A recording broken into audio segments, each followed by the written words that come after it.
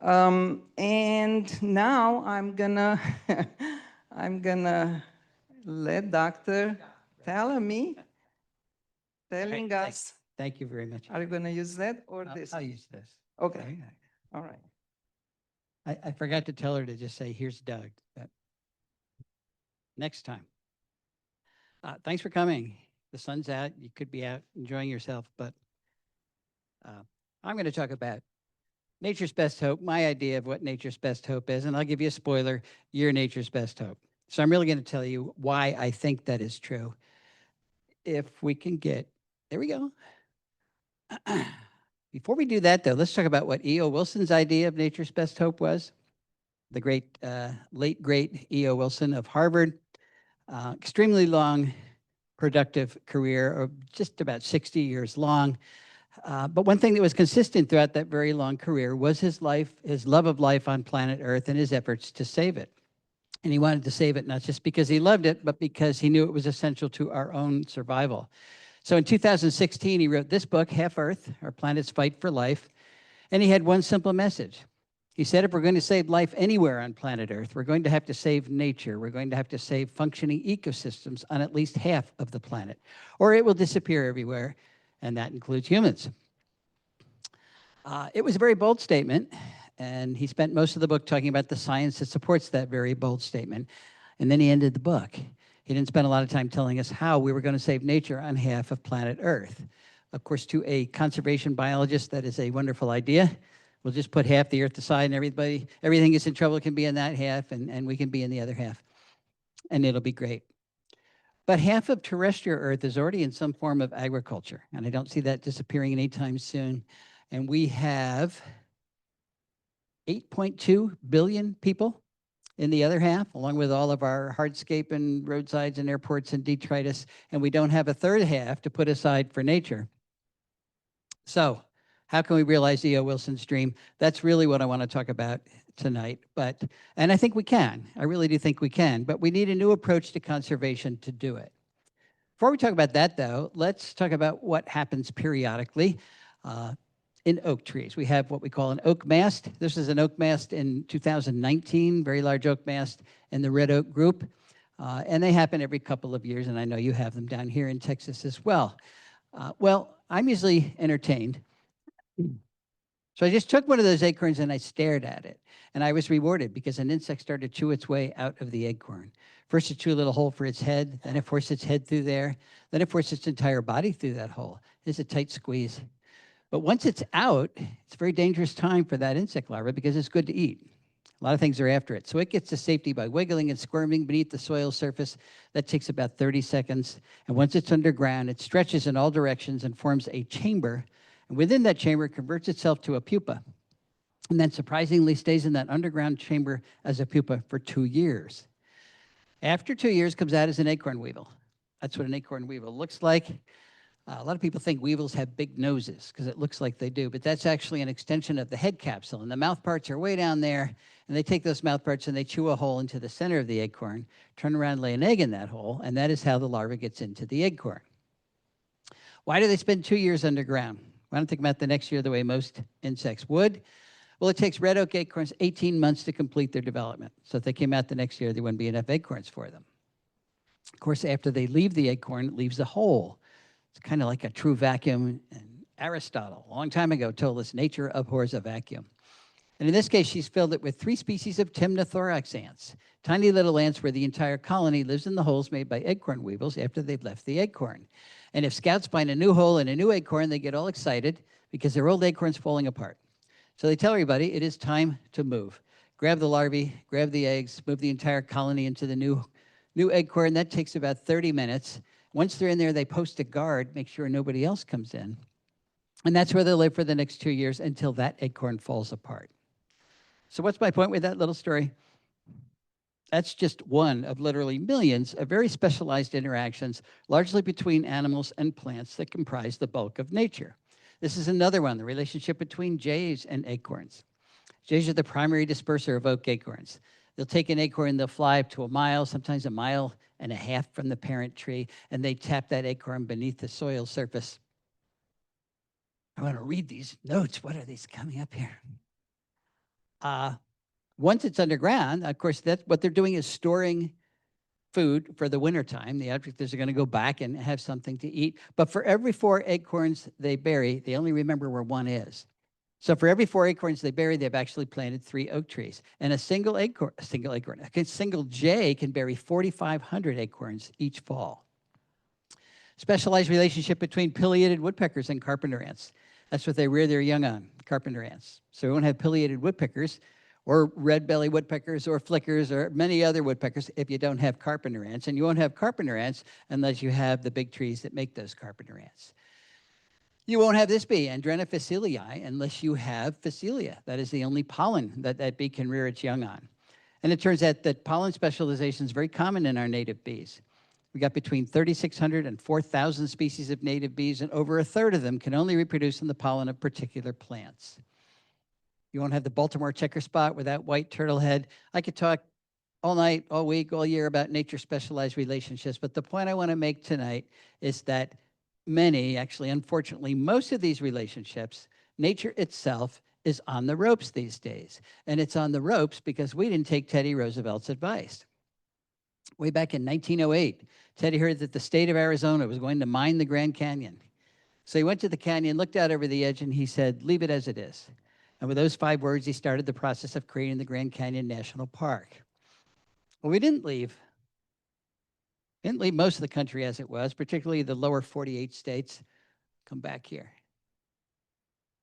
There's only about 5% of the lower 48 states. It's anything close to its original pristine ecological state. And most of those are mountaintops. And that's because we have logged the country repeatedly. We have tilled it. We have drained it. We have grazed it. Got 750 million acres of rangeland in this country. That's 4.5 times the size of Texas, dedicated to cattle. Of course, we've paved it or otherwise developed it. We have straightened our rivers and dammed them. You can spell that any way you want. We polluted our skies and changed our climate for centuries to come. We've drained our aquifers. We've introduced more than 3,300 species of plants from other continents, many of which are running amok in our natural areas. In short, we've carved up those natural areas into tiny remnants of their former selves. And each one of those remnants is too small and too isolated to sustain the amount of nature that we humans need. Because again, it is nature that keeps us alive on this planet. Edwin Wade Teal, decades ago, said we cannot make the world uninhabitable for other forms of life and have it habitable for ourselves. It's just the most common, basic sense. I mean, the most basic common sense. How about that? So why have we done this? Well, I don't know, but I suspect we thought that our Earth, our nest, was so large we could foul it forever and there wouldn't be any consequences. But of course, we were wrong about that. And that's why we're seeing some scary headlines at a regular clip these days, like the insect apocalypse is here. What does it mean for the rest of life on Earth? Talking about global insect decline. Just, 3 weeks ago, we heard that we've lost 22% of our butterfly populations in North America since the year 2000. North America's lost 3 billion breeding birds in the last 50 years. That's a third of our North American bird population already gone. And the UN's predicting we're going to lose 1 million species to extinction in the next 20 years. And they made that prediction 3 years ago. So now I guess it's the next 17 years. It's a prediction. Hasn't happened yet. And we have to make very sure it doesn't happen because those are the species that create the life support that keep us alive on this planet. It is serious business. So I could go on talking about the pox that we humans have delivered upon the environment, and as Shakespeare would say, upon all of our houses. But that's not what this talks about. This talks about a cure for that pox.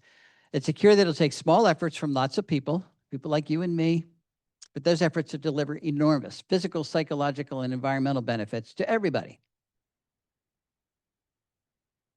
Let's return briefly to this headline, the insect apocalypse is here. What does it mean for the rest of life on Earth? Well, back to E.O. Wilson, because he told us what would happen if insects disappeared from Earth. And he did it way back in 1987 with this paper, The Little Things That Run the World. And again, his message was very clear. Life as we know it depends on insects. And if they were to disappear, so would most of our flowering plants. And if most of our flowering plants disappeared, that would so drastically change energy flow through our terrestrial ecosystems that the food webs that support our vertebrate animals would collapse.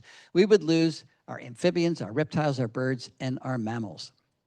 The biosphere, the living portion of the earth, would rot because we would have lost insect decomposers that rapidly turn over nutrients, and all we would have is bacteria and fungi. And again, humans wouldn't survive any of those drastic changes. Now, there is some good news, and that is that none of that has to happen. We can save our insects, we can save our birds, we can save nature itself, but we're going to have to change the way we landscape to do it. Why is that? Well, remember, humans are products of nature. We depend on the life support that ecosystems provide. We call them ecosystem services. Here are just a few things that plants do every day that we depend on every day, like produce oxygen, pretty important, clean our water, slow its journey to the sea where it becomes too salty to use, carbon capture, enormously important today. It is plants that are pulling carbon dioxide out of the atmosphere, out of harm's way, building their tissues out of that carbon, and then pumping the extra carbon into the ground through their root systems. And once it's in the ground, it's extremely stable. Plants are building topsoil, they're holding it in place, they're preventing floods, they're dampening severe weather, they're converting sunlight into food.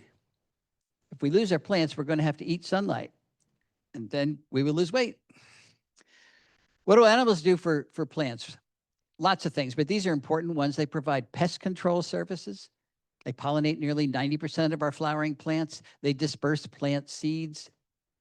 So designing landscapes like that destroy the production of ecosystem services is just not a good idea. It never was a good idea, but today it's a terrible idea because of those 8.2 billion people on the planet demanding more and more ecosystem services every day. Now, we do have parks and we do have preserves, and they're doing the best they can. But it's obviously not good enough because we are now in the 6th great extinction event the planet has ever experienced. Only this is the first one to be caused by a living being. I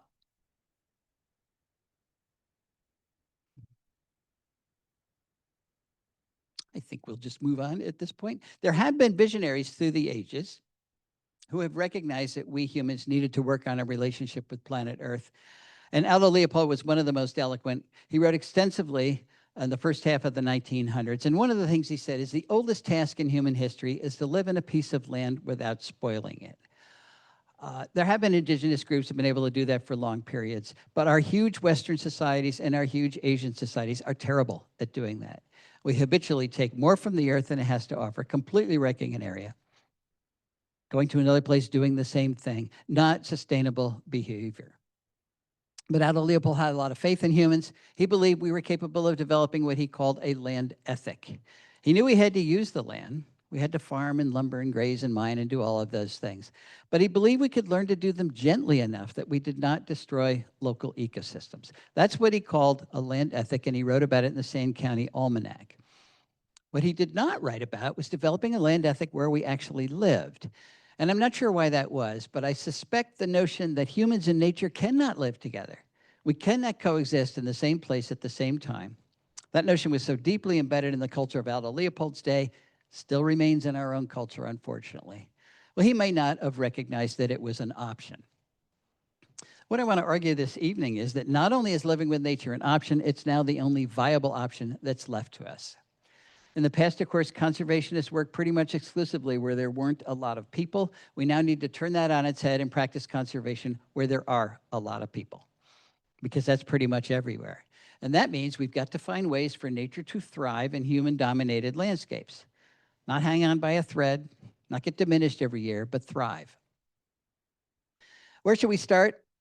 Well, private property. Remember, most of the country is privately owned. 78%, the entire lower 48 states is privately owned. 85.6% east of the Mississippi is privately owned. If we don't practice conservation on private property, we're going to fail. And failure is not an option. Now, when I use the word conservation, I'm not using it exactly the way I mean. We do want to conserve any bits of nature that are left out there. That has been our conservation model for the last century, and we want to keep doing that. But it obviously is not good enough. So we have to go beyond conservation into restoration. We have to rebuild nature in as many places as we possibly can. And someone is going to say, well, there's no way you're going to put it back together again exactly the way it was. And they're probably correct. We have changed too many things. But we can reunite enough of those specialized interactions I opened the talk with to create ecosystem function again, even if it's not exactly what was in a particular space at some point in the past. But in order to do that, we have to start with the building blocks. Not all species contribute to ecosystem function equally, so we have to start with the most important groups, and there's two groups we cannot do without. One is the flowering plants, and of course the pollinators that allow those plants to reproduce. They are capturing energy from the sun, and through photosynthesis, turning it into the simple sugars and carbohydrates, which is the food that supports just about all the animals on the planet. So let's just say plants are making all the food. They're storing it in their plant parts, mostly in leaves. If you don't get that food to animals, you don't have any animals. And if you don't have any animals, you don't have functional ecosystems. Well, it turns out that most vertebrates don't eat plants directly. Most vertebrates eat invertebrates that eat those plants. Most of those invertebrates are insects, and not just any insects. Caterpillars turn out to be enormously important. They are transferring more energy from plants to other animals than any other type of plant eater. So if we design landscapes that don't have enough caterpillars in them, we're going to have failed food webs and eventually failed ecosystems. I'm going to use the Carolina chickadee as an example. That is the chickadee that's in my yard, and I believe it's the chickadee in your yard as well. But all the chickadees around the country, several species, they're all pretty much the same bird doing the same thing. And one of the things they do is come to our feeders in the wintertime and eat seeds. And we tend to think that's all chickadees need. Well, actually, it's only 50% of their diet. Even in the wintertime, 50% is seeds, the other 50% is insects and spiders. And when it comes time to reproduce, their young can't eat seeds at all. And that's true for most of the birds that are out there. They cannot eat seeds, so they switch to invertebrates, and if they're in a healthy environment, they will rear their young exclusively on caterpillars. And they're not alone. 96% of our terrestrial birds rear their young on insects, and most of those insects are caterpillars. Why? What is special about caterpillars? Well, there's several things special about caterpillars, and one of them is that they're soft. Think of this guy as if he's like a little sausage with a very thin wrapper. The thin wrapper is his exoskeleton. It's made of chitin. It's undigestible. And because they're soft, you can stuff them down the throat of your offspring without fear of injuring them. And if you've ever watched a parent bird rear their young, they're pretty rough. Beaks like a plunger. Caterpillars are also relatively large prey items. One medium-sized caterpillar is equal to the biomass of 200 aphids. Now, some of our smaller birds do chase aphids around, but do you want to chase 200 aphids or get one caterpillar? They're nutritious, they're very high in fat, very high in protein, low percentage of chitin, of exoskeleton compared to many other insects, particularly beetles. Beetles are not like little sausages, they're like little tanks. So much of a beetle is undigestible, and many beetles have really sharp edges as well. And then finally, it turns out that caterpillars are the best source of carotenoids for birds during the breeding season. And I mention carotenoids not because I love organic chemistry, but because I'm a vertebrate, and you're a vertebrate. And birds are vertebrates, and we vertebrates cannot make our own carotenoids. Only plants make carotenoids, so we have to get our carotenoids from plants. And we have to get them from plants because carotenoids are essential components of vertebrate diets. Where are the birds getting their carotenoids from? Well, particularly during the breeding season, all those prey items they bring back to the nest. But look, carotenoid content is not equally distributed among bird prey items. These first two bars over here are types of caterpillars. They have far more carotenoids than other types of bird prey. Here are the adult caterpillars here, the moths and butterflies themselves. They have fewer carotenoids because they're not eating the green leaves. That's where the carotenoids are. And way over there is the earthworm. So the earthworm, the older bird gets the worm, but he doesn't get any carotenoids when he gets the worm. And it turns out there's a direct correlation between how often a prey item is brought back to the nest and its carotenoid content. Caterpillars are brought back more often than anything else, and they have the highest carotenoid content, followed by orthopteroids, things like crickets and grasshoppers and katydids. And then everybody else that has far fewer carotenoids is brought back far less frequently. So those studies and others are suggesting that caterpillars are not optional parts of most bird diets. They are essential parts of most bird diets. So let's just say most birds need caterpillars. The next question is, how many do they need? Is one or two enough? Or one or two a day enough? It's a good question. Let's go back to Carolina chickadee. There's a lot of data on Carolina chickadees. How many caterpillars does it take to make a nest of Carolina chickadees? 1 or 2 is not enough. 1 or 2 a day is not enough. It takes thousands, 6,000 to 9,000 caterpillars to get one clutch of chickadees to the point where they leave the nest. And after they leave the nest, the parents continue to feed them caterpillars another 21 days.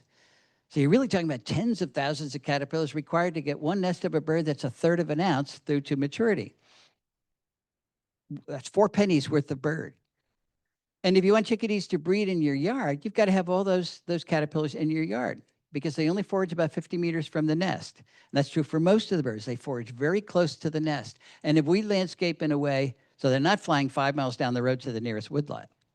If we landscape in a way that does not include all of those caterpillars, that's called insect decline. And it's really looking like insect decline is one of the main reasons that we have birds declining. We went to the original data set of Rosenberg et al. That's the Smithsonian group who said that we've lost 3 billion breeding birds in the last 50 years. And we divided the terrestrial bird species into 2 groups, the species that require insects, particularly when they're breeding, and the species that do not require insects when they're breeding. So things like doves and finches and crossbills can actually rear their young on little milk they make out of the seeds they eat. And look, that group didn't lose any numbers at all in the last 50 years. But the group that requires insects lost on average 10 million individuals per species. That does not prove cause and effect, but it does suggest that as you take bird food away, you lose the birds.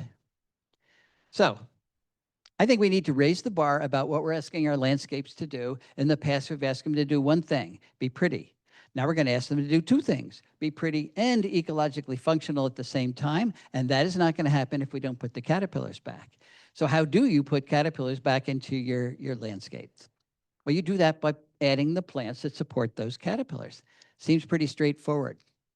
There is a catch, though, and that is that most plants do not support a lot of caterpillars. So we have to be fussy about which plants we include in our landscapes. And we have to be fussy about it because the caterpillars themselves are fussy about it. And the monarch butterfly illustrates that perfectly. You can have all of the Bradford pear and all of the crepe myrtle, all the camellias, all the ginkgos, all the hostas, all the privets, all the burning bush, all the things we typically landscape with in our yards, and you won't make a single monarch butterfly. The only thing that's going to make a monarch butterfly is one of the milkweeds. That's called host plant specialization, and it turns out that most of the insect that eat plants are host plant specialists. The monarch is not special. So why? Why is everything specializing? Well, remember, plants don't want to be eaten. They want to capture the energy from the sun and use it for their own growth and reproduction, so they've loaded their leaves with nasty-tasting chemicals, secondary metabolic compounds that make those leaves either bitter or downright toxic. And if you don't believe me after this talk, go out and eat a plant. See if you like it. You're not going to like it. It's a really effective defense that keeps most of the insects of the world from eating most of the plants of the world, which is why it's green out there. It's not because there's no insects out there that want to eat those plants. It's because most of the insects that are out there cannot eat most of the plants. They are too well protected. There is a reason it's hard to get our kids to eat their vegetables. They inherently know they're toxic. But insects do eat plants. So how do they do that? How do they get around those chemical defenses? Well, this is where the specialization comes in. 90% of the insects that eat plants are host plant specialists. They can only eat plants for which they have evolved very specialized adaptations that allow them to get around those chemical defenses. Specialized enzymes that store and excrete and detoxify those compounds, behavioral adaptations and life history adaptations that minimize their exposure to those compounds. Takes a long period of interacting with those plant lineages for all those adaptations to fall into place. And once they do, they are locked into eating that particular plant lineage. So, excuse me, if you take the milkweeds out of your yard and replace them with hostas, the monarch's not going to start making a living on hostas. It is locked into eating milkweeds, and it has 2 choices then. Fly away and find milkweeds someplace else, or starve to death. Very simple. There are 3 kinds of plants out there. There are plants that add energy, that add food to local food webs. There are plants that do not add energy to local food webs. And there are plants that actively remove energy from local food webs. The very best contributor in 84% of the counties in which they occur is one of our oaks. We have 91 species of oaks in this country, and they are contributing more energy to local food webs by far than any other plant genus. Good example of a non-contributor would be a ginkgo. any of these ornamental plants from other countries. Ginkgo's a wonderful tree. I mean, it's a good fall color, but nothing eats a ginkgo. So it's not adding any energy to local food webs. And a good example of a detractor would be the ornamentals that we plant as invasive plants. Do you have calorie pear? Yeah, is that why you're laughing? Yeah, yeah, Bradford pears, yeah. The problem with these guys, not only are they not adding energy to local food webs, they don't stay where we plant them. They biologically pollute the land around us. So they're removing, they're pushing out the native contributors that used to be there and replacing them with a plant that's not. So it's a net loss of energy from that local food web. We have measured what happens to caterpillar populations in invasions like that. It is on average around a 96% reduction in caterpillar biomass, 96% reduction in bird food. So if you're wondering why we're losing our birds, these plant invasions are one of the major reasons. All I'm trying to say here is that plant choice matters. We cannot rebuild functional ecosystems if we don't have functional food webs in those ecosystems. And you're not going to have functional food webs unless you include the right plants. And I'm going to give you 3 examples of how well this works when we do include the right plants, starting with our house, my house, our house. My wife lives there too. In Oxford, Pennsylvania. This is what it looked like when we moved in. It was part of a farm that was broken up into 10-acre lots. We got one of those lots, and our goal was to restore the eastern deciduous forest that used to be there, which we had never done before, and we didn't know what we were doing. But one of the things I wanted to try was to plant one of those host plants for caterpillars and see whether it would come and colonize it. And the first one I tried was tried to get the Canadian owlet back onto our property. Now, I'd never even seen a Canadian owlet before. People say, why'd you choose a Canadian owlet? Well, I was looking through Dave Wagner's Caterpillars of Eastern North America, and I said, that's a pretty one. That's what the adult looks like, just like a leaf. You're not going to have Canadian owlets unless you have their host plant specialization, and their host plant is meadow rue. And of course, we didn't have any meadow rue. That property was mowed for hay before we moved in, very little there. I'm sure there was meadow rue there 300 years ago before it was farmed to death, but long gone. So I got some meadow rue seeds from someplace. I planted them. They grew very nicely. But this was early on, and I actually had very little faith that Canadian owlets would appear out of nowhere and colonize my little patch of meadow rue. So I didn't even go out and check it for at least 2 months after I planted it. And then I was walking around for another reason, and I looked over. It was covered with Canadian owlets. They had found it right away. I am still impressed with that. So now I have a good population of Canadian owlets and meadow rue. We've added 2 species to the property. The restoration has begun. Same story with the goldenrod stowaway. That's actually a misnomer. That beautiful moth has nothing to do with goldenrod. It's a specialist on this plant, Biden's aristosa, ditch daisy. We didn't have any Biden's aristosa, but I did know where there were some Bidens in a power line cut about 14 miles away. So I got some seeds. And planted them at home. They grew very nicely. As a matter of fact, they took over my front yard last year. That's okay. Well, I had to wait a year for the goldenrod stowaway to find my patch of Bidens, but they did, and now we have a good population of both of those. We've added 4 species, and the restoration proceeded. I wanted to see if the hackberry emperor could make a living at our house, not because it's the most beautiful butterfly in the world, but because it belongs there. It's one of the species that ought to be there. But as its name suggests, it depends on hackberry, on celtis. And we didn't have any hackberry. So I got some hackberry trees. I planted them. I had to wait 4 years for the hackberry emperor to find my hackberry, but they did. And now I've got a good population of them. We've added 6 species, and that is how the restoration proceeded. I did not plant goldenrod. It came in on its own. And along with it came many of the species that depend on goldenrod, like the beautiful brown-hooded owlet, the Arcigua flower moth, the goldenrod leaf miner, the distinct Sparaginothus, the goldenrod gall moth. There are 110 species of moths that use goldenrod in the mid-Atlantic states. I planted Virginia creeper. Yes, Virginia creeper. I hear some people don't like that. But I don't know why. It's a great native plant. It's got good fall color. It can climb our trees without girdling them, without pulling them down. It's a good ground cover. It makes valuable berries for the birds in the fall. And by valuable, I mean they are high in fat. Our migrating birds need sources of fat to complete their migration, and our overwintering birds need sources of fat to help them get through the winter. And those berries come from tiny little inconspicuous flowers. You don't even know Virginia creeper's in bloom until you see this big cloud of native bees around it. It turns out it's a wonderful pollinator plant. So remember, when you're making pollinator gardens, you're making them for the pollinators. If they're not big and showy for you, that's okay. I planted Virginia creeper because it's the best host plant for the large sphinx moths that are a primary component of cardinal diets. Things like the Pandora sphinx and its beautiful adult, the lettered sphinx, the hog sphinx, the abbot sphinx, all on Virginia creeper. Want to see if I get the double-toothed prominent to make a living at our house, just because it's such a cool-looking caterpillar. Looks like a stegosaurus.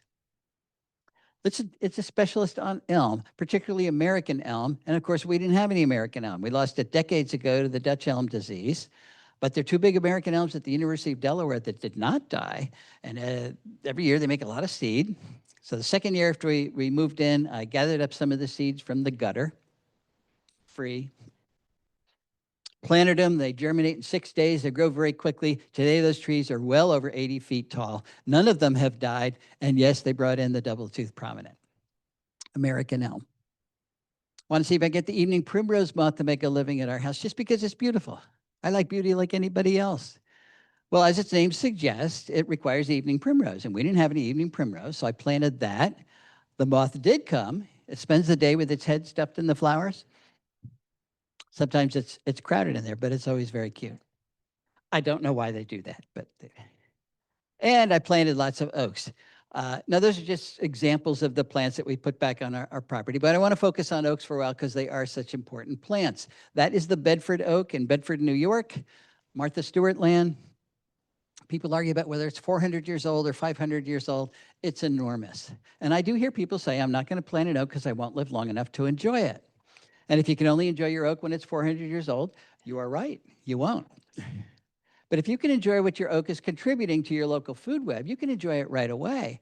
And I can say that with confidence because I planted most of my oaks as acorns, free, or 2-foot bare root whips, which cost $1.50 each. And immediately they started to call in the moths that create the caterpillars that run the food web at my house, our house.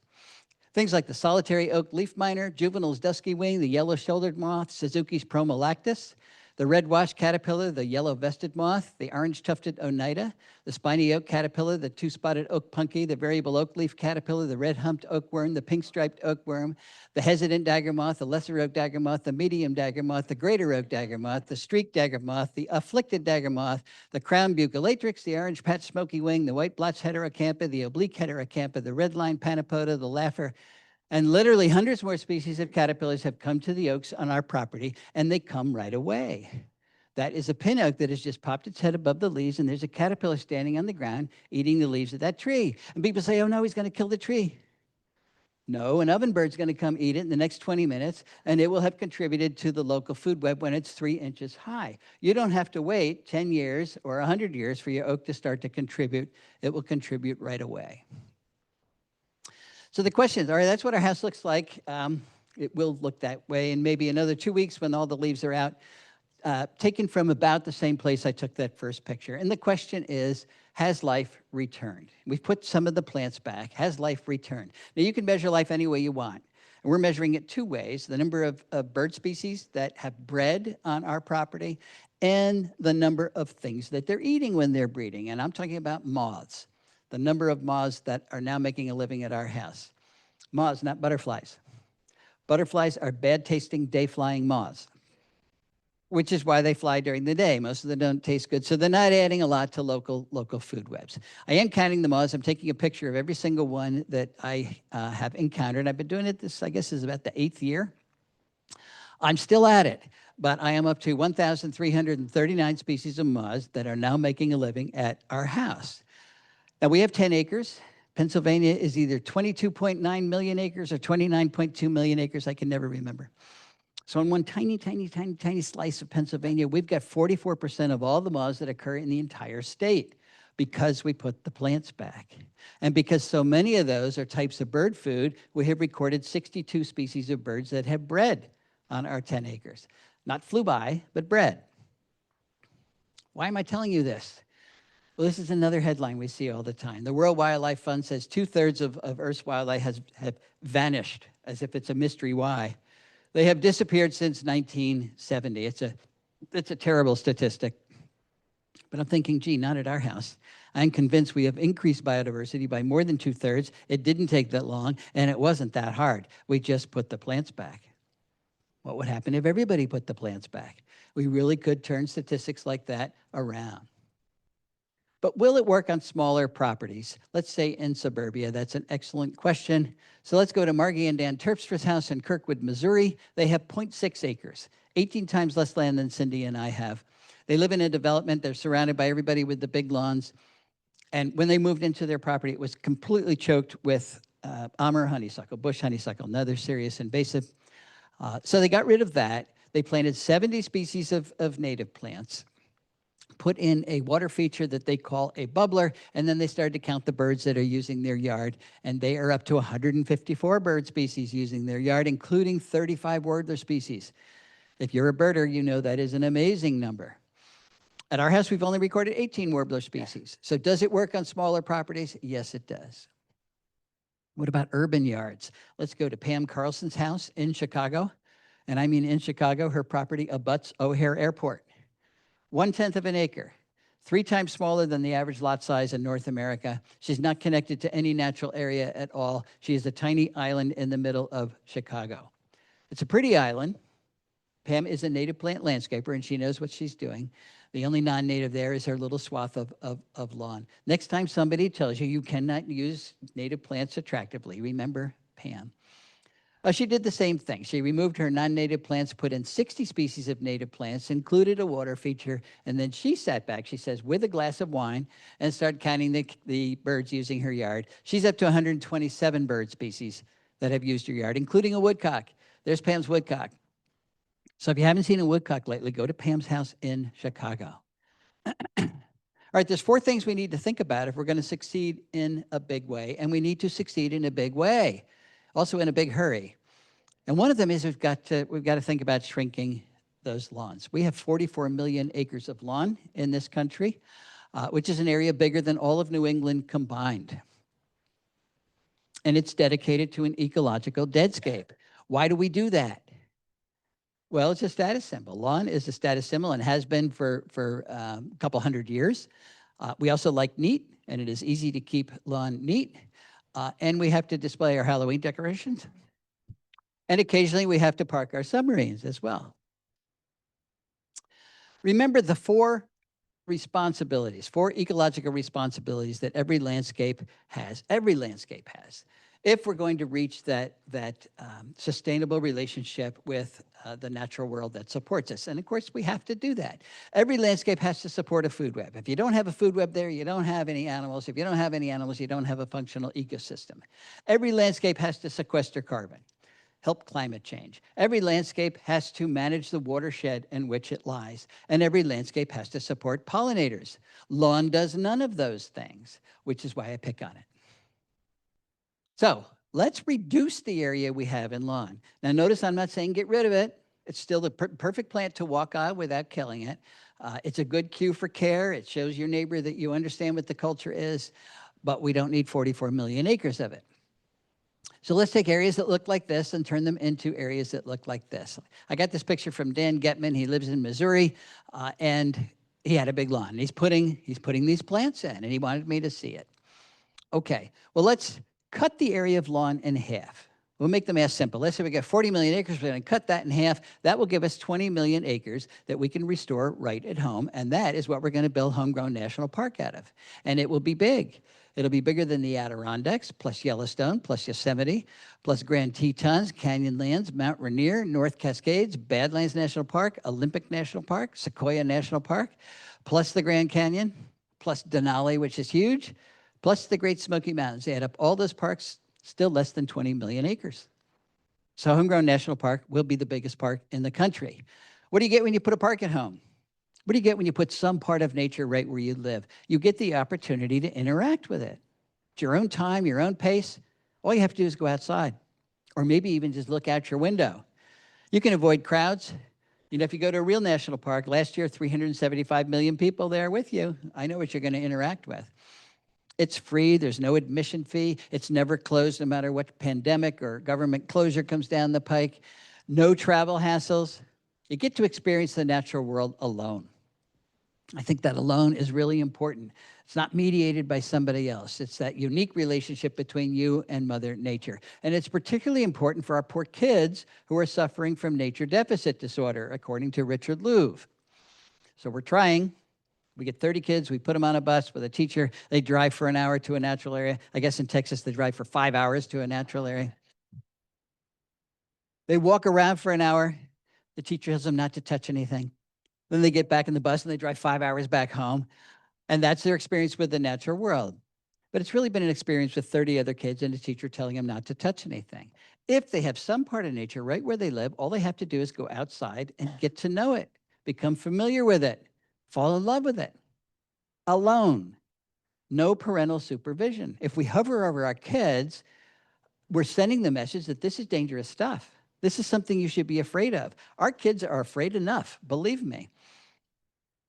It's a terrible message to be sending to the future stewards of the planet. If they're afraid to be a good steward, if they don't know what good stewardship is, they're going to be lousy stewards, and we can't afford any lousy stewardship. Maybe they will learn how to hunt lizards. I'm learning this from my own granddaughter, Zoe, who lives in Hawaii on a very modest patch of nature. It's a piece of lawn with a hedge, but there are anole lizards there. And when she discovered that, she sent me this picture very seriously to describe how you hunt lizards. You get on the ground and you cover yourself with leaves and sticks so the lizards can't see you coming. Then you crawl very slowly towards the lizard.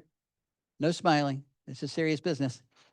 You can wear your best dress, that's okay. But you sneak up on the lizard, you catch the lizard, you put it in an aquarium, and you learn how to take care of that lizard. You learn how to be a good steward of that piece of nature. And believe me, you fall in love with that piece of nature.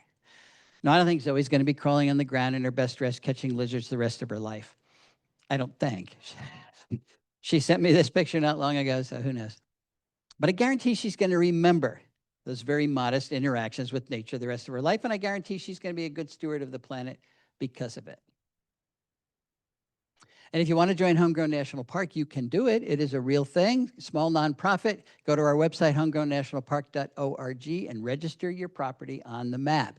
And by the way, Canada's playing this game with us now. So you're registering your location, and then the amount of area you're going to be a good steward of.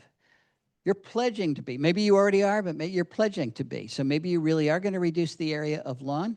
Maybe you're going to plant an oak tree. Maybe you're going to put an aster in a flower pot. It doesn't matter how small it is.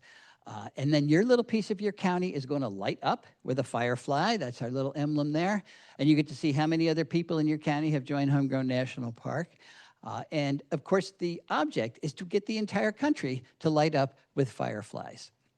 Our mission is very simple. We want to motivate millions and millions of people to regenerate biodiversity in the way that you regenerate biodiversity, using the native plants that support it by removing the invasive plants that do not, and in so doing, building a culture that's sympathetic to the needs of conservation.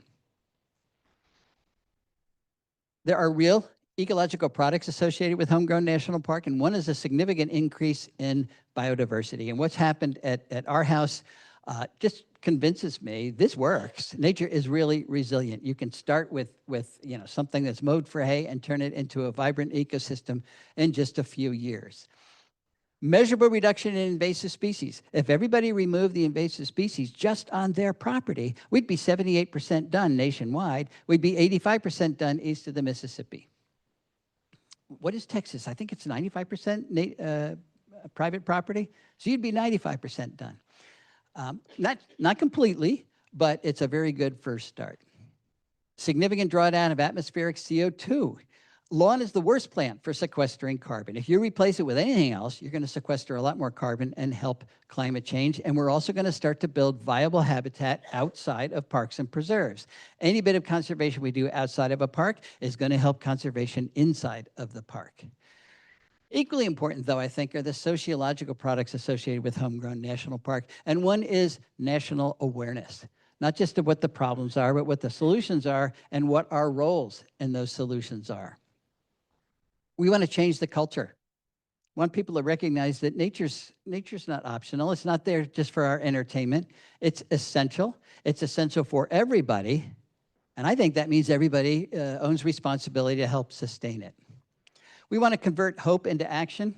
Hope is good, but action's even better. And we want to merge all of the existing conservation organizations that we have out there, Audubon and Sierra Club and National Wildlife Federation and Wild Ones and all the land conservancies. They're all doing wonderful conservation on private property, but nobody's recording it in a single place. We want to get all that onto one visual that we call the biodiversity map.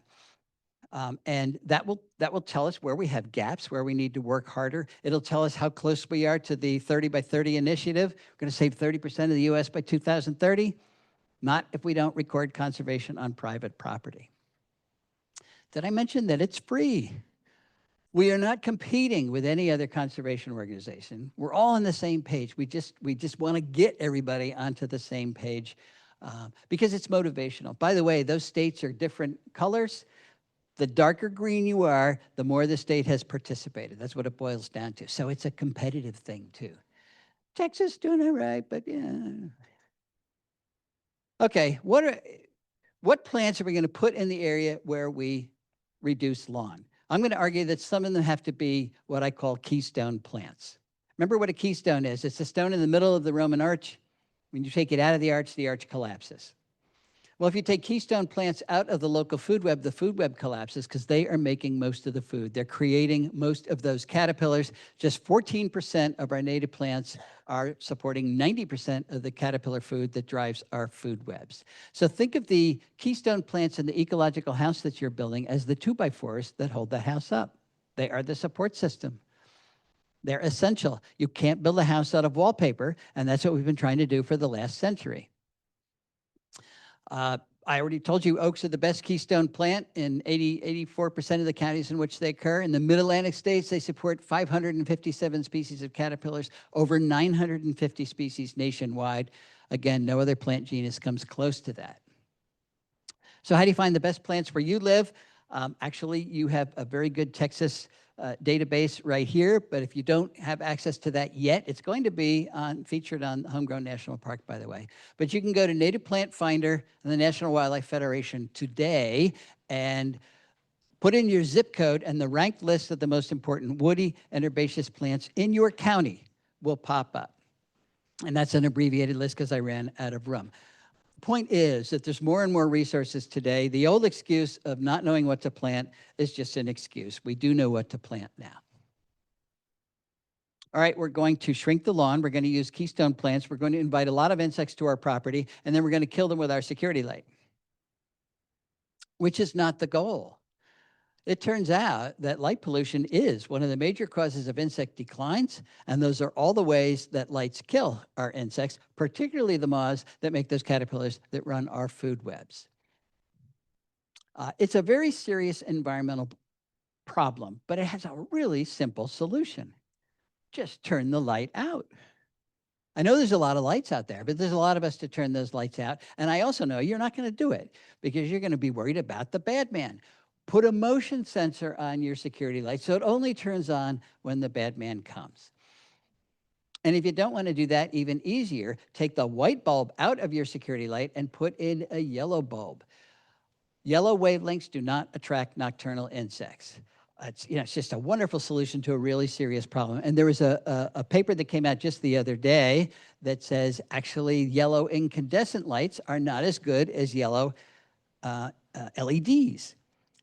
So that's even better news because if we switch out our white bulbs for yellow bulbs, overnight we can save millions of insects, and if we use LEDs, we can save millions of dollars too. So we're going to shrink the lawn. We are going to use keystone plants. We're going to modify our lights. Then we're going to invite one of the mosquito foggers to come kill all our mosquitoes, all of our insects, I should say.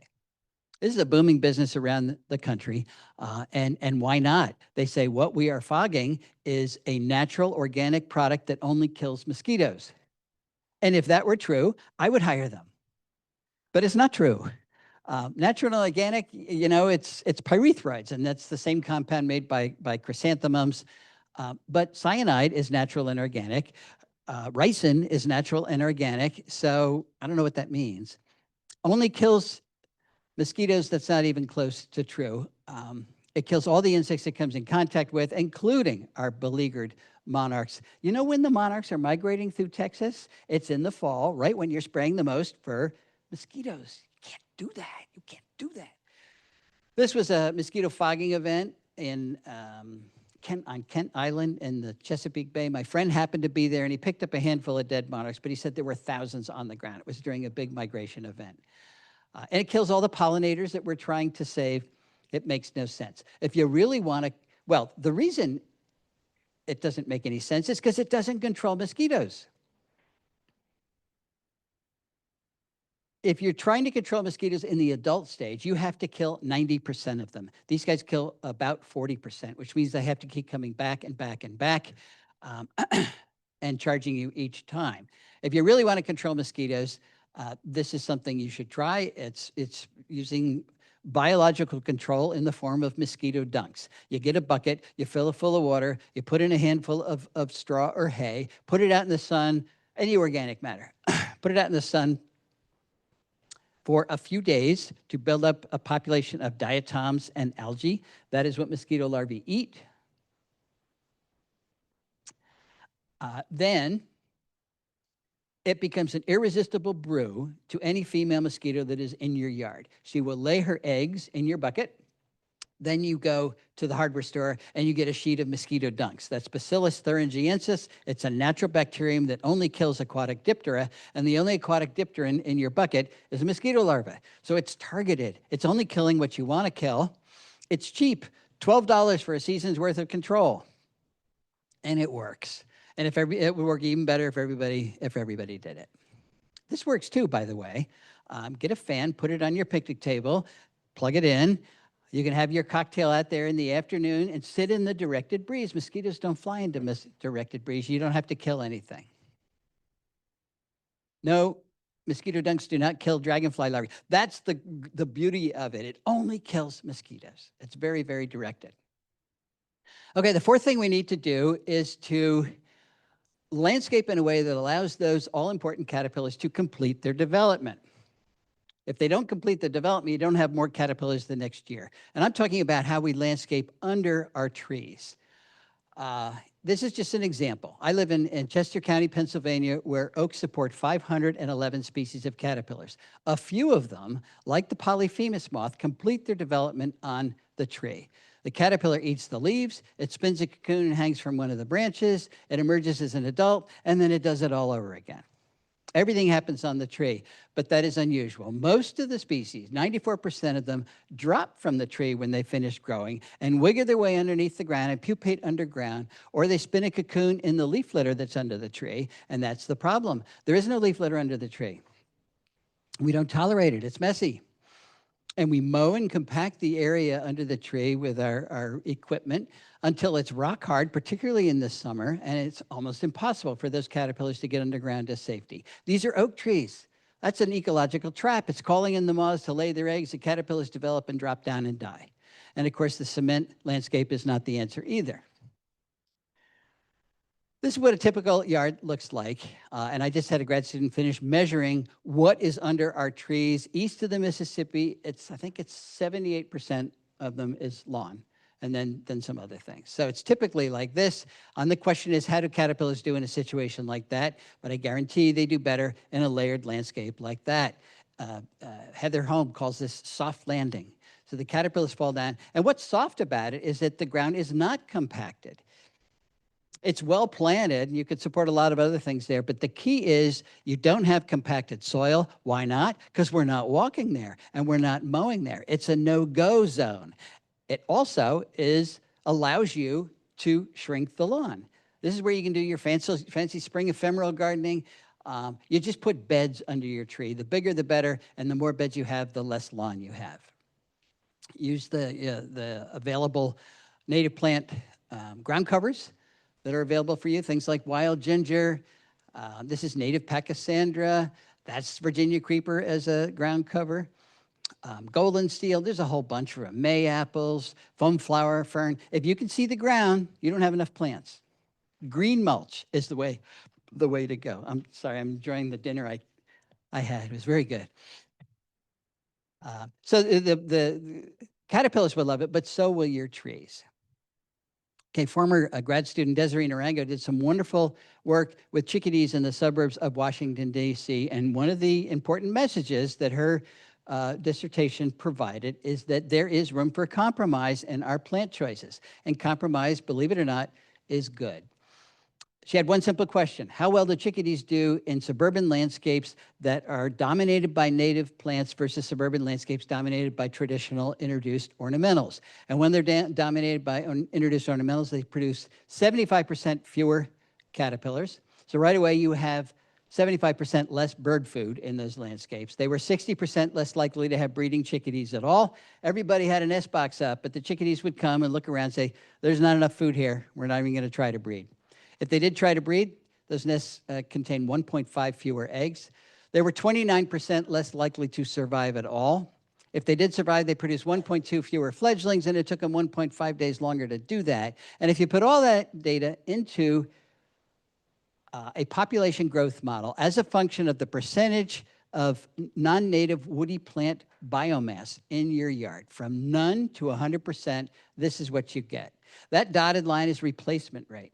That is the rate at which the population has to make babies to replace the adults that die every year. Because chickadees don't live that long.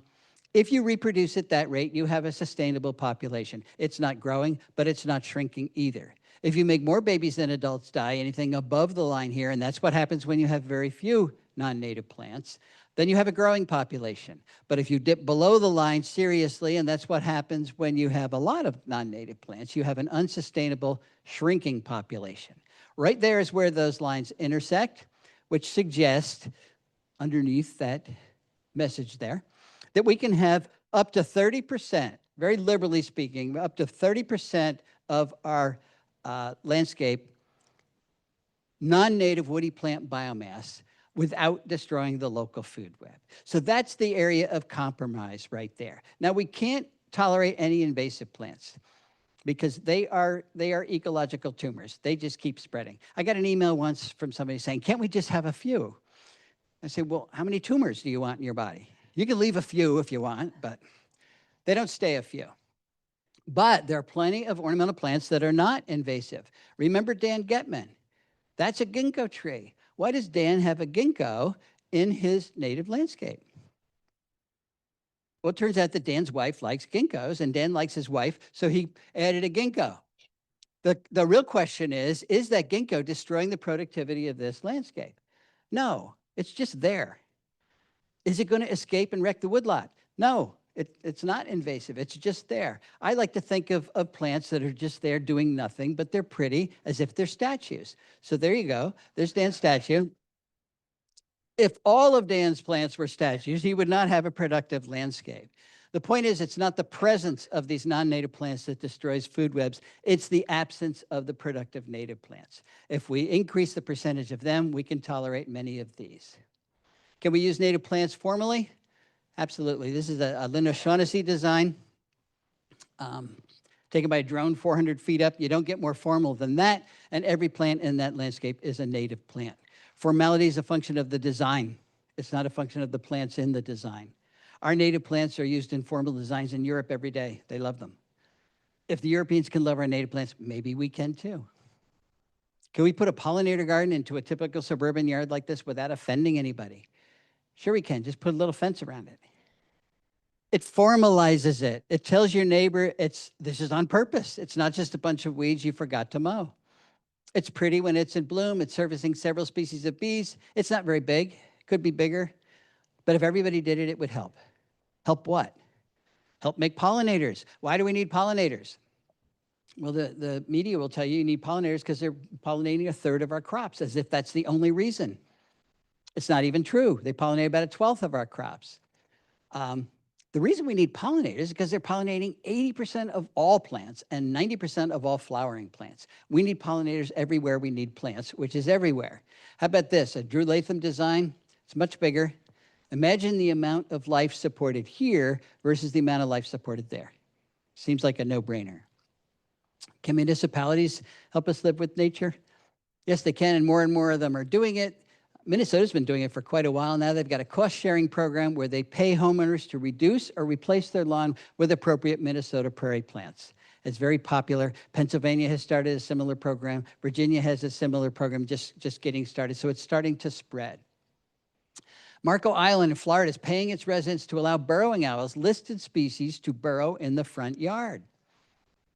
This is the way the Endangered Species Act should have been written, with carrots rather than sticks. If you have an endangered species in your yard, we're going to pay you. Take care of it, rather than fine you if you use your yard. Everybody would want an endangered species. Put a bounty on these invasive ornamentals. That's what Fayetteville, Arkansas did, St. Louis, Missouri, North Carolina. If you take out a calorie pair, you get a free tree replacement. San Antonio is giving people $100 coupons to plant water-efficient native species instead of the thirsty non-natives.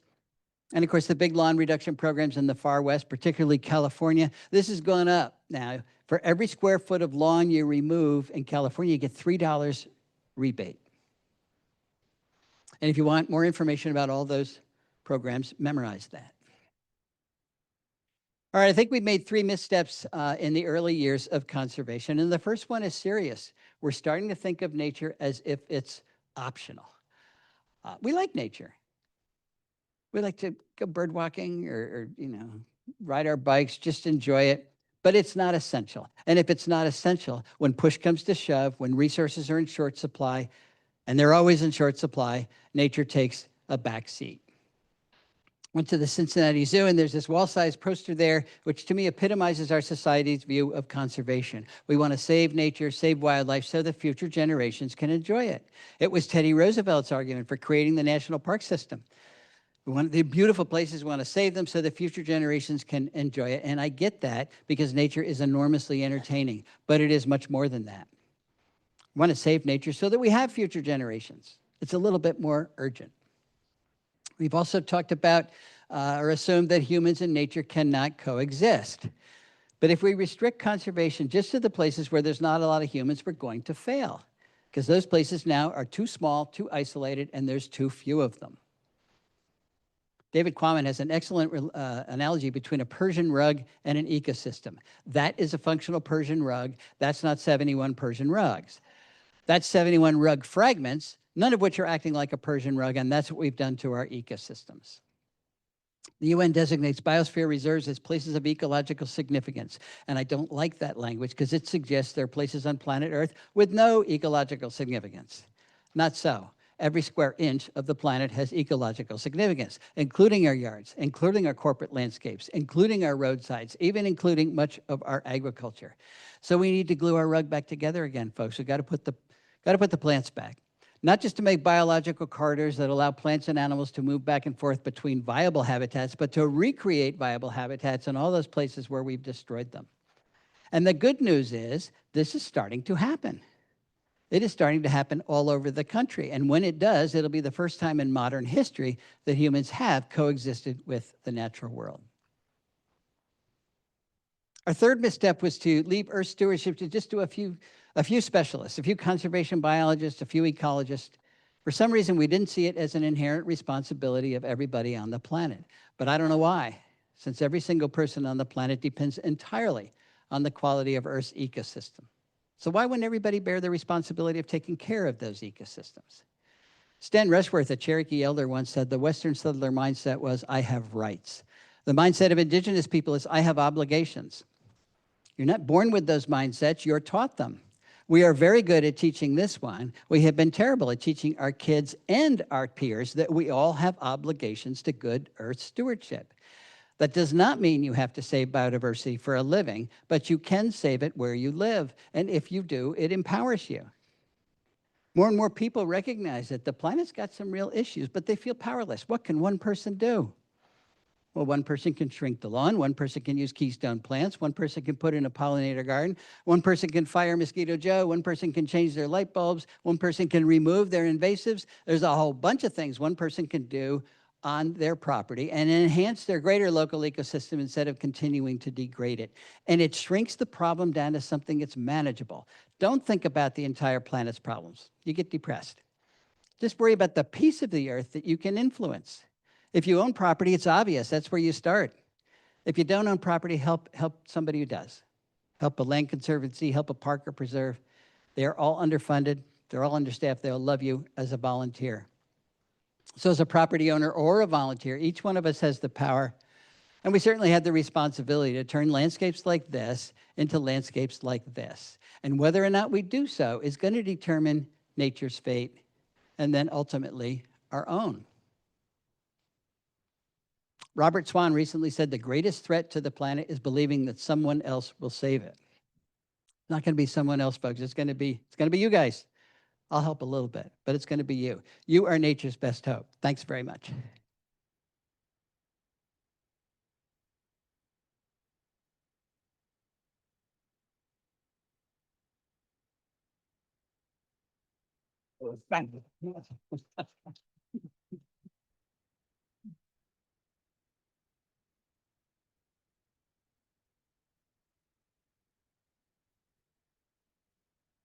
Thank you very You're all much. very kind. Thank you. We very much appreciate you coming and teaching us how we can help. I think we proceed with questions, and we're going to have questions, one questions from the audience and one from Zoom, okay? If you need the microphone, please let me know. Otherwise, please speak up. Would you please talk about efforts to convert the lawn-based cemeteries of this nation, nature, plant, native home memorial? You know, so we're talking about converting cemeteries in this nature to essentially wildlife. Right? Memorials. We're starting the movement. It's called the Constellation of Living Memorials. It's a 2-year pilot here in Dallas. 5 historic cemeteries that are greatly in need are part of our program. We're in our 2nd year. We've already been highlighted on the front page of the New York Times, which led Maine University to want to utilize our program for their state. So they're creating a guide for their state. And I said, while you're at it, do you mind creating a template for the rest of the states that will follow you? And they said yes. So it is happening. And we welcome all of your cemeteries that you know of, that you love, to turn into wildlife sanctuaries, to contact me to get on this map. Can you imagine the amount of acreage if we did this nationwide? I don't know what it is. You can look it up on Chat GPT or something, but another question, yes. Dr. Tallamy, you said that you turn your home, the 10 acres, into this nature sanctuary in 4 years. No, So- I didn't say 4 years. We moved in the year 2000, and it's ongoing. But in 4 years, there was a lot there, but then it had to grow. So those little acorns I put in the ground, they're now 23 years old. They're over 60 feet tall. So it happens more quickly than you think, but it wasn't in 4 Actually, years. my question is more like, what kind of ground you have and what did you do to turn it into, I mean, a lot of people find it difficult to turn a lawn into a pocket wetland prairie, for example. So what needs to be done in order to do that? Thank you. Well, our property was farmed for over 300 years. All the topsoil was down in what we call the holler. Near the house, it was subsoil because the bulldozer had turned over everything. We're very close to serpentine barrens. The answer to your question, what kind of ground we have, is terrible. That was the kind of ground. Almost no organic matter in it at all. But I realized you can add organic matter pretty easily. Whenever I planted anything, I would put in leaf mulch. And, in no time at all, it really was thriving. So I know you read, it takes 1,000 years to make an inch of topsoil. I guess if you're starting with bare rock, that's true. But you can add organic material to any kind of soil very, very quickly. And when you're doing that, you're adding the mycorrhizal spores, you're adding all kinds of very interesting things. So my problem now with our property is it grew too much. So when I garden now, I garden with a chainsaw because I don't want to lose all my light. No, what was mowed for hay, but I mean, that was when they mow for hay in southeast Pennsylvania, you're mowing the rootstocks of all the invasive plants. So it was multiflora rose and oriental bittersweet and Japanese honeysuckle and bush honeysuckle and autumn olive. Mostly that's really what it was. So we did have to remove that stuff. Dr. Tallamy, I have a question online. Yes. In a recent interview on the Backyard Ecology podcast, you briefly mentioned scientific research on various characteristics of cultivars of native plants and how they affected the plant's ecological interactions with other organisms, finding that some variations such as double blooms were harmful to plant reproduction while some modifications did not have that much of an effect. That sounds like very important research because rather than simply taking it on faith that cultivars are all bad, we could learn whether some interact in the same way as the original natives, while others do not. Is this the kind of research that is ongoing, and what direction would you like to see that go? Yeah, I mentioned that we had done a study. We looked at 6 cultivar traits of woody plants. A woman at University of Vermont has done a study with flowers. That's where most of the cultivars focus on. Mount Cuba Native Plant Center in Hockessin, Delaware is doing a lot of trial gardens comparing, and it's with herbaceous plants, comparing the cultivars of many of our herbaceous native plants. And they're putting all the results, it's big study ongoing every year, and they're putting those results up on their website. So Mount Cuba Center, that gives you the very latest on what cultivars of herbaceous plants are doing. What we found out with our study is that the only trait that consistently reduced insect use was turning a green leaf into red or purple. So avoiding red leaf cultivars would be something you might want to think about. I did mention double flowers because it takes the reproductive parts of the flower and turns it into petals, and that's why they're so dense and beautiful. But then you don't have resources for the pollinators. But it's the answer to are cultivars is good and bad or bad is it depends on what the cultivar trait was, because sometimes you can get an aesthetic trait without changing the ecological value at all. And there's one famous example of Phlox paniculata genna, which was a natural variant found in the Georgian mountains, I believe. And somebody brought it in, put a name on it. It has twice the flowers as Phlox paniculata straight species. And guess what? It has twice the pollinators. So, I mean, it was created by nature and we put a name on it, so we call it a cultivar, but many of our cultivars are variants that were found in nature. So it's a lot more complicated than yes or no. That's the answer. Yeah. Paper done by the EPA called the Green Acre Landscaping with Native Plants. And it's written for public officials. Have you ever heard of that paper? No. It's written a few years ago, but it talks about how you should be using native plants on road right of ways, and it's very good for use with, if you're having to talk to City Hall or any place like that. Okay, good. There's a lot more interest in it. It's out there. I will make one comment about using native plants in medians of high-speed highways. Keep in mind, all those pollinators have to get there, which means they all have to fly across traffic to get there.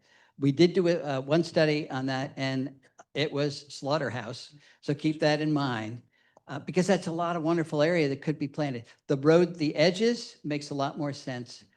But, whenever you have a median, typically you've got high-speed traffic because you've got a 4-lane highway or something. So we might want to rethink that. I have another one online. Is there an iNaturalist project for uploading sightings once you've registered your property to Homegrown National Park? No, not yet, but it's a great idea. Of course, you can upload sightings anywhere from iNaturalist, but focusing them on Homegrown, no. Well, but we definitely need to do that. That would be great. Yeah, write that one down. Hi, you mentioned the value of oak trees. Yes. This area has a lot of live oaks. Yeah. Are those as valuable as the other species? As I said, we have 91 species of oaks in this country. We've compared 16 of them. And live oaks wasn't one of them because we're too far north.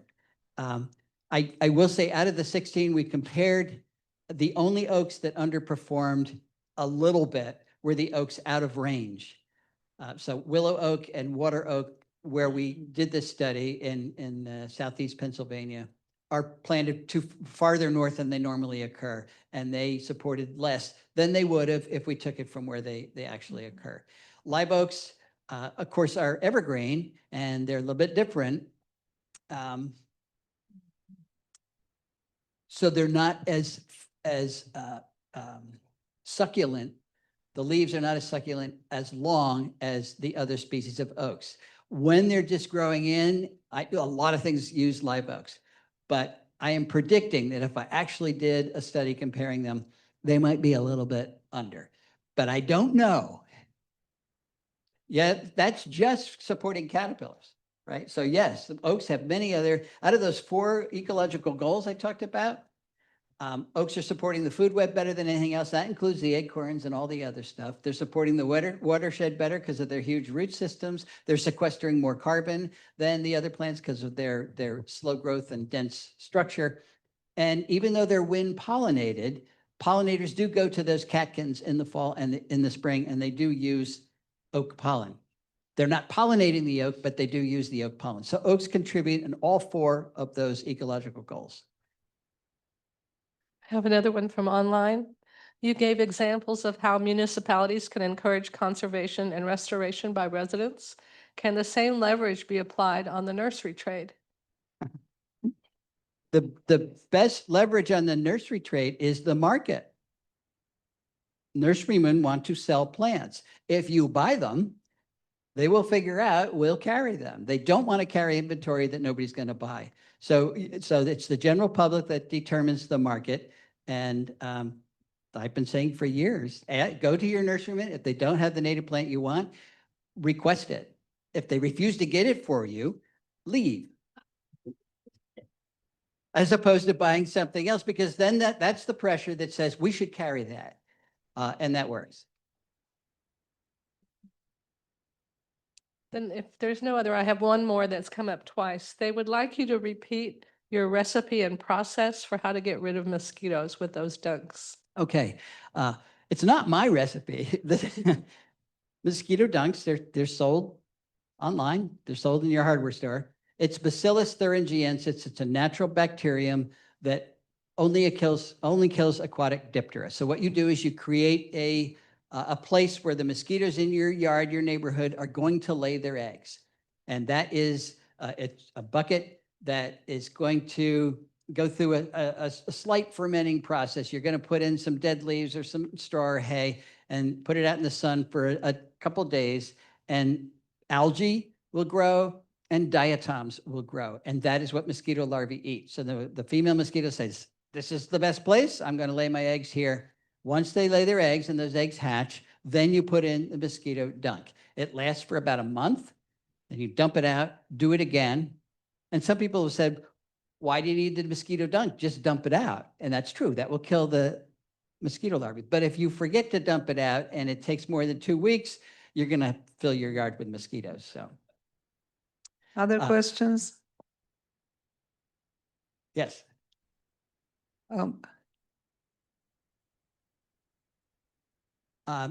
It is not supposed to hurt anything. Your dog can drink it. Yeah. Again, it's specific to aquatic diptera. Bird baths are not a good idea, period, because birds want moving water. Moving water signals clean water. A bird bath that just sits there stays clean for about an hour, and then it starts to stagnate. So this is why people have pumps and little circulating things. So if you have a water feature that's circulating water, particularly in the dry times of the summer here, your birds will love it. It's a really valuable resource. And putting one in there, when you get mosquitoes, don't put it in just for fun. If you have mosquitoes, and you can see them, they're little wriggly things, you can see them in there. That's when you put it in. It should not hurt the birds at all.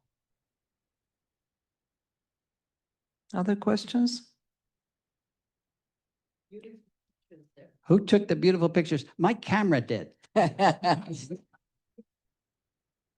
Well, I pushed the button, but the camera did. Digital photography is easy because you just delete the bad ones. Well, Dr. Tallamy is gonna sign more books downstairs. Thank you very, very much for an exceptional presentation.